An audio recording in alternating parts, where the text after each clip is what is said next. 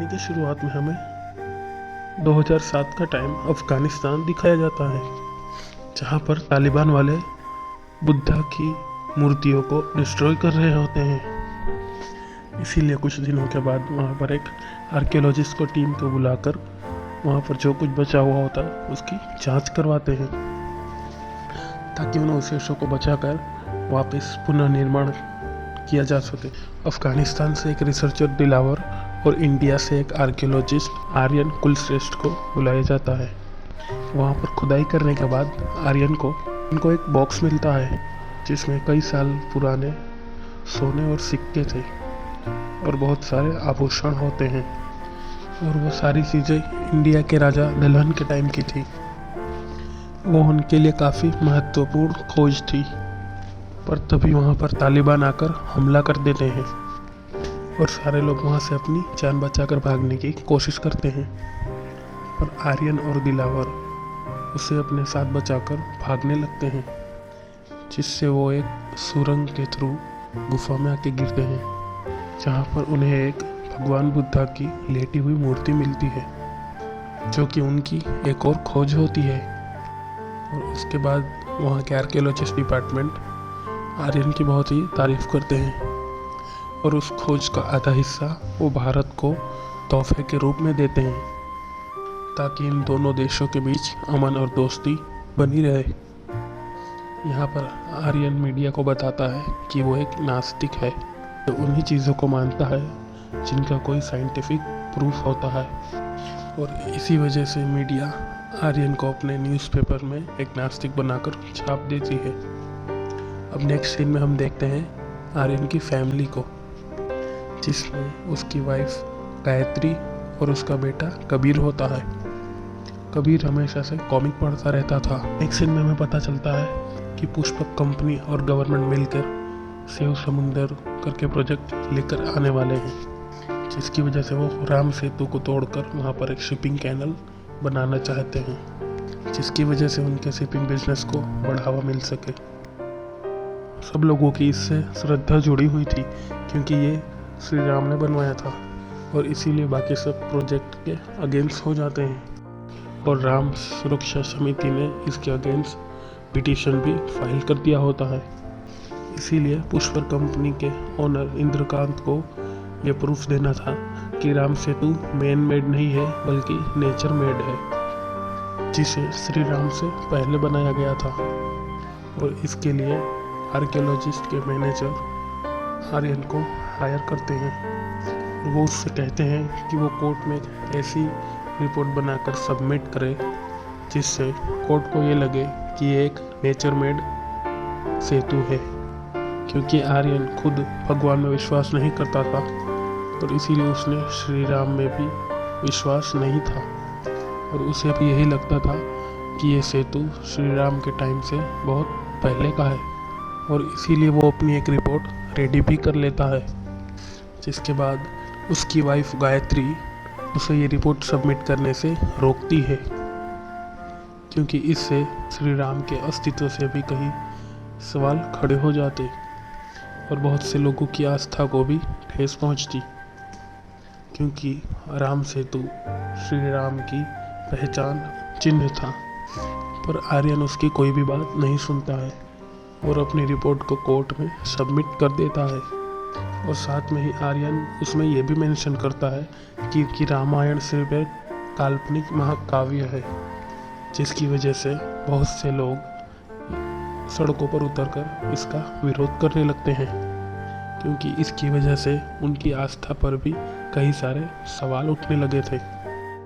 और इसी के प्रेशर में कोर्ट उन्हें कोई साइंटिफिक प्रूफ लाने के लिए कहती है, जिससे ये प्रूव हो सके कि राम सेतु मैन मेड नहीं बल्कि नेचर मेड सेतु है। दूसरी तरफ आर्यन के द्वारा रामायण को एक काल्पनिक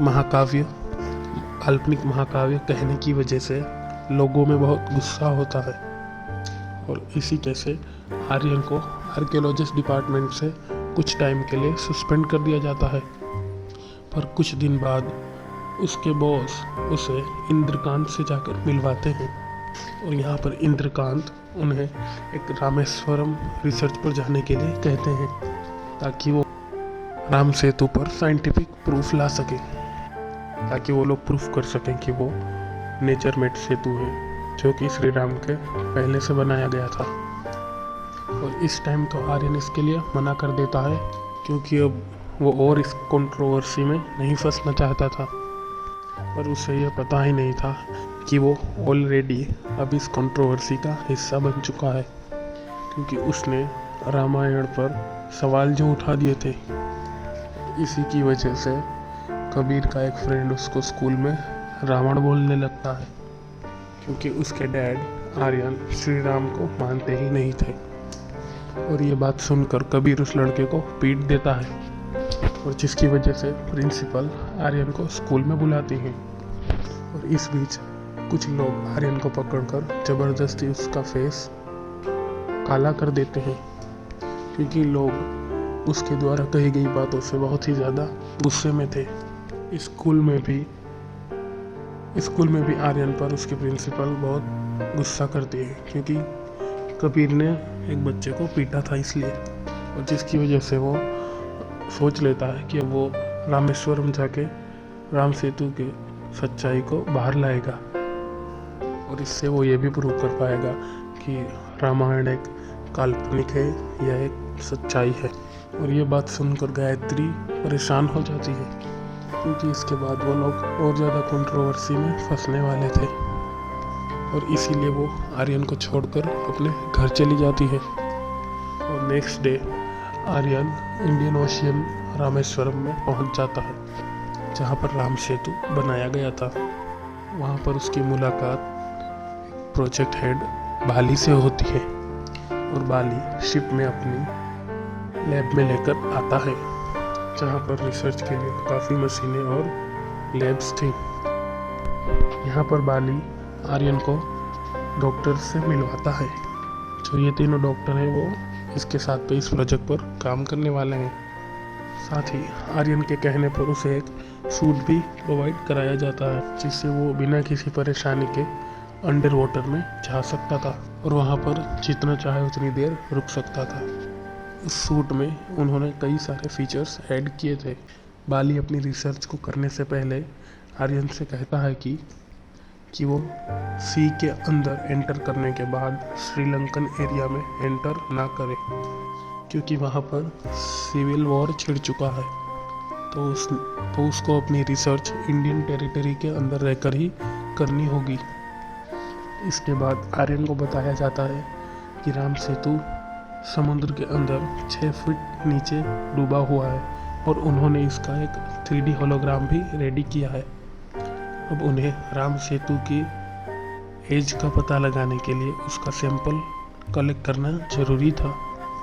यहाँ पर आर्यन बताता है कि वाल्मीकि जी ने रामायण में श्री राम के साथ की घटना, श्री राम के साथ कुछ नक्षत्रों के बारे में भी बताया है, जिनकी स्टडी करने के बाद पता चला है कि श्री राम लगभग 7000 साल पहले हुआ करते थे। इसका मतलब अब उन्हें पता लगाना था कि राम सेतु 7000 साल पुराना है या उससे भी पहले का। जिसके बाद आर्यन अगले दिन अपने सूट के साथ समुद्र में नीचे चला जाता है, जहाँ पर वो डूबे हुए राम सेतु में से कुछ सैंपल्स इकट्ठा करके लेकर आता है, जिसको एग्जामिन करने के बाद डॉक्टर चंद्रा बताते हैं कि उस सैंपल में जो फॉसिल्स मिले थे उसकी एज लगभग 1800 साल पुरानी थी। और इससे प्रूव होता है कि राम सेतु भी 18000 साल पुराना है। पर इस बात पर आर्यन पूरी तरह से एग्री नहीं करता था, क्योंकि ये सैंपल सिर्फ राम सेतु के ऊपरी हिस्से से लिए गए थे। और आर्यन चाहता था जो श्री राम के पत्थर जो तैरते हैं उसको भी स्टडी करना चाहता था, तभी उन्हें राम सेतु की रियल एज के बारे में पता चल पाएगा। अब उन्हें श्रीलंकन बॉर्डर के पास जाकर राम सेतु के पत्थर को तोड़कर जो तैरते हुए पत्थर को निकालना था, जो कि इतना आसान काम तो नहीं लग रहा था। पर फिर भी आर्यन इस मुसीबत के लिए तैयार हो जाता है, और अगले दिन वो समुद्र में पहुंच जाता है, जहाँ पर आर्यन को एक तैरता हुआ पत्थर दिखाई देता है, पर वो श्रीलंकन बॉर्डर के बहुत करीब होता है। और इसीलिए बाली उसे वापस आने के लिए कहता है। पर जब आर्यन उसकी बात नहीं सुनता है तो बाली उसके सूट को डीएक्टिवेट कर देता है ताकि आर्यन उस तैरते हुए पत्थर के पास ना पहुंच सके। पर फिर भी आर्यन उस सूट से निकलकर उस तैरते पत्थर को पा ही लेता है और राम सेतु को पत्थर को लेकर बाहर निकल आता है। और इसके बाद वो डॉक्टर्स के साथ मिलकर उसको एग्जामिन करने लगता है और जिससे उन्हें पता चलता है कि ये तैरते हुए पत्थर 7000 साल पुराने हैं, यानी राम सेतु श्री राम के टाइम का ही था। और जो सैंपल उन्हें पहले मिले थे उन पत्थर को वहाँ पर किसी और ने लाकर प्लॉट किया था। यहाँ पर हमें समझ आ जाता है कि इंद्रकांत ने ही ये चाल चली थी और कुछ पुराने पत्थर वहाँ पर लाकर रखवा दिए थे ताकि जब वो आर्यन को वो स्टोन्स मिले तो वो इसकी रिपोर्ट से ये प्रूव कर सके नेचर मेड है ना कि मैन मेड, और फिर वो राम सेतु को तोड़कर अपनी शिपिंग कैनल बना सके, जिससे उन्हें फ्यूचर में बिजनेस से बहुत फ़ायदा होने वाला था। और इस तैरते पत्थर की वजह से आर्यन को समझ आ गया था कि वो राम सेतु श्री राम ने ही बनवाया था और इसीलिए आर्यन को अब इंद्रकांत आगे की रिसर्च करने के लिए परमिशन दे देता है। अब उसकी टीम में 2 डॉक्टर्स होते हैं जिनका नाम डॉक्टर सिंड्रा और डॉक्टर गिब्रियल होते हैं और इसके लिए उसे श्रीलंका के बॉर्डर में एंटर कर और भी फ्लोटिंग रॉक्स चाहिए थे और उसी के लिए वो लोग नेक्स्ट डे अपनी शिप को लेकर निकल जाते हैं।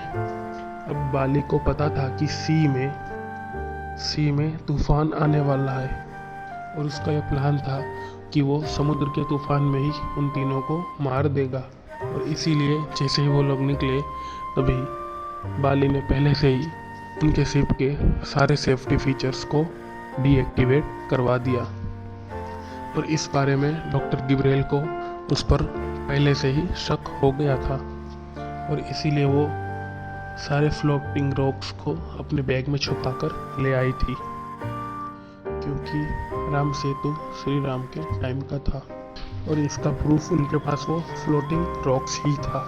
अब समुद्र के अंदर तूफान आने से वो लोग समुद्र में डूबने लगते हैं। तभी वहाँ पर एक श्रीलंकन गाइड उन्हें मिलता है जो उनकी जान बचाकर उन्हें श्रीलंका में ले आता है। और यहाँ पर आर्यन अपनी खोज के बारे में एपी को बताता है। एपी उसी आदमी का नाम होता है जो इन लोगों की जान बचाता है और अब इन लोगों को यह भी पता चल चुका होता है कि इंद्रकांत ने ही ये सब चाल रची थी और इन्हें जान से मारने की कोशिश भी की थी ताकि वो लोग राम सेतु की असली सच्चाई सबके सामने ना ला सके। पर अब आर्यन को इस फ्लोटिंग रॉक्स के सिवाय और भी प्रूफ की ज़रूरत थी जिससे उन्हें श्री राम और उनके सेतु के बारे में और भी पता चल सके। और इसमें एपी उनकी हेल्प करने के लिए रेडी भी हो जाता है। वो उन्हें कहता है कि वो उन्हें समुद्र के बीचों बीच ले जाकर इससे बड़ा पत्थर उन्हें दिला सकता है, पर वो इन सब के लिए अपनी डायरी में इन सब का खर्चा लिखता रहेगा। सफ़र ख़त्म होने के बाद में उन्हें इसका भुगतान करना होगा। और अगले दिन जैसे ही वो लोग समुद्र के बीचों बीच पहुंचते हैं तभी वहां पर बाली आकर अपने लोगों के साथ मिलकर इन लोगों को मारने की कोशिश करने लगता है, जिसकी वजह से ये लोग अपनी जान बचाकर जंगल की तरफ भागने लगते हैं और बाली भी इस पर गोलियां चलाने लगता है। यहाँ भागते हुए डॉक्टर गिब्रियल का बैग वहीं जंगल में गिर जाता है जिसमें फ्लोटिंग रॉक रखा हुआ था और उसे लेने के लिए एपी जाता है। और तभी वहां पर श्रीलंकन आर्मी का एक हेलीकॉप्टर आकर उन्हें बचा लेता है। और जैसे ही वो लोग वहां से निकल रहे होते हैं तभी बाली डॉक्टर गिब्रियल पर गोली चला देता है, जिससे उसके हेलीकॉप्टर से नीचे गिरने की वजह से उसकी मौत हो जाती है। और इससे आर्यन बहुत दुखी हो जाता है और अब वो लोग आर्मी के बेस कैंप में पहुंच जाते हैं। और इधर इंद्रकांत और उसकी टीम को मारने के लिए आर्मी कैंप में भेजता है। साथ ही वो डॉक्टर चंद की रिपोर्ट को कोर्ट में पेश कर देता है, जिसमें ये प्रूव हुआ था कि राम सेतु की एज 18,000 साल पुरानी है, जिसकी वजह से कोर्ट ने विपक्षी दल को 3 दिन का टाइम दिया ये प्रूव करने के लिए कि राम सेतु श्री राम के टाइम का है। अगर वो ऐसा नहीं कर पाए तो राम सेतु को तोड़ने के लिए गवर्नमेंट उनको परमिशन दे देगी। और तभी गायत्री के पास आर्यन की कॉल आती है, जहां गायत्री आर्यन को बता देती है कि अगर कोर्ट में 3 दिन के अंदर ये प्रूव नहीं हुआ कि राम सेतु 7,000 साल पुराना है तो गवर्नमेंट उस सेतु को तोड़ने की परमिशन दे देगी। और ये सुनकर आर्यन की प्रॉब्लम्स और भी बढ़ जाती हैं, क्योंकि उसके पास पहले से ही बहुत कम वक्त बचा था सारे एविडेंस कलेक्ट करके कोर्ट में हाजिर करने के लिए। तभी आर्यन यहाँ पर रावण की पूजा होते हुए देखता है। तभी आर्यन को आइडिया आता है कि अगर वो रावण के अस्तित्व को प्रूव कर देगा तो ये भी प्रूव हो जाएगा कि श्री राम भी थे। और इस बारे में जब वो एपी को बताता है तो एपी उसे बताता है कि यहाँ पर एक पब्लिक लाइब्रेरी है, जहाँ पर उन्हें रावण की लंका के बारे में कुछ इन्फॉर्मेशन मिल सकती है। और इसीलिए वो लोग वहाँ पर जाकर रावण की खोज में सर्च करने लगते हैं, लेकिन अनफॉर्चुनेटली वहाँ पर उनको कोई भी इंफॉर्मेशन नहीं मिल पाती है। तभी एपी वहाँ के एक रिसेप्शनिस्ट से एक आदमी का घर का एड्रेस ले लेता है, जिसके पास एक बहुत पुरानी धरोहर थी, जिस पर ताम्रपत्र पर रावण की लंका के बारे में लिखा हुआ था। और इसीलिए वो लोग उस आदमी के पास पहुंच जाते हैं और उन्हें वहाँ पर जो ताम्रपत्र मिलता है उस पर एक मैप ड्रॉ हुआ होता है, जो कि रावण की लंका की तरफ इशारा करता था। आर्यन उस मैप के फोटो को अपने कैमरे से क्लिक कर लेता है, जिसका रास्ता अशोक वाटिका से एक टनल से होकर उसके महल तक पहुंचता था। और एपी को अशोक वाटिका का रास्ता पता था और इसीलिए वो डॉक्टर और आर्यन के साथ निकलकर अशोक वाटिका पहुंच जाता है। तो उन्हें पता चलता है कि उन्हें उस टनल के पास जाने के लिए रावणा फॉल्स से होकर जाना होगा, जो अशोक वाटिका से लगभग 20 किलोमीटर दूर था। दूसरी तरफ पाली अपने लोगों के साथ आर्यन के बारे में पता करते हुए उस मैप वाले आदमी के पास तक पहुंच जाता है और उसे मारकर पता लगा लेता है कि आर्यन अशोक वाटिका की तरफ किसी टनल की खोज में गया है। और इसीलिए इंद्रकांत बाली से कहता है कि किसी ऐसे आदमी को ढूंढो जो आर्यन की तरह सोच सके और इसे वो मैप दिखाओ, जिससे वो नक्शा ढूंढ पाए, जिससे ये पता चल पाए कि आर्यन इस वक्त कहाँ पे है। इधर आर्यन इस टनल को पानी के अंदर ढूंढ लेता है। फिर उसके अंदर जाकर वो एक गुफा में पहुंच जाता है, जहाँ पर उसे इस दीवारों पर चित्र दिखे होते हैं, जो कि कोई लिपि होती है जो लिखी हुई होती है। आर्यन उसे फोटोज क्लिक करके उसे फॉलो करते हुए रावण के महल तक पहुंच जाता है, जो कि बंद होता है और उसका गेट उसी ट्रायंगुलर शेप में होता है जैसा मैप में दिखाया गया था। और यहाँ पर उन्हें 2 रास्ते दिखाई देते हैं, जिसमें से एपी आर्यन को श्रीपदा वाले रास्ते से चलने के लिए कहता है और उसे ये यकीन दिलाता है कि वहाँ पर श्री राम और रावण के दोनों के अस्तित्व के साक्ष्य मिलेंगे। और साथ ही वो बताता है श्रीपदा को त्रिकुट पर्वत भी बुलाया जाता है और त्रिकुट पर्वत का जिक्र रामायण में भी हुआ था, जिससे रावण की सोने की लंका दिखाई देती थी। और यहीं से उन लोगों को रावण की लंका होने की प्रमाण भी उम्मीद होने लगती है। इसीलिए वो लोग उसी रास्ते से जाकर त्रिकुट पर्वत से लंका को देखने की कोशिश करने लगते हैं। और यहाँ पर उन्हें एक प्लांट मिलता है जो कि संजीवनी होता है और इससे वो प्रूव हो जाता है कि वो लोग इस टाइम रावण की लंका में ही हैं, क्योंकि उस प्लांट का साक्ष्य सिर्फ वहीं मिल सकता था।